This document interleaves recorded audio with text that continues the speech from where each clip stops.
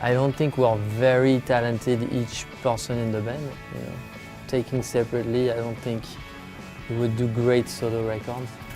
But together, something is interesting, and that's something, you know, there's a special chemistry between us. I think we grew up with that idea that a band is more for brains than for egos. We followed a line and we are waiting. And we were waiting for the world to align with this line. Eventually it happened. Don't know how long it's gonna last though.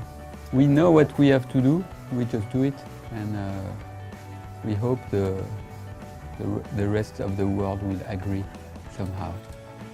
You know, when we started the last record, we didn't have management, we didn't have record company. We played 1901 to friends or to French executives in record companies, and they would come, they would be like, oh. So I think we learned from that time that we were really doing music for pretty selfish reasons, you know, just for us. And finally, when the album was done, when everything was ready, some people got excited about it, and they happened to be far from us. They happened to be here in New York City, and yeah, it's at the same time it makes sense that you have to go far from where you grew up to find someone that understands what you're doing. That was the first show of the last tour in the US, and I know that when we came, we heard the crowd scream, and we thought someone was leaving that stage. You know, that one show was over, but we didn't realize they were screaming for us. And it didn't make sense to us that they would scream for us. That we didn't know if they heard the music or not. We didn't. So we thought, okay, it's going to be a tough show because it's a tough act to follow. I don't know who's on that stage right now. And then suddenly, when you go there and you have that response, I think it's impossible to play a bad show.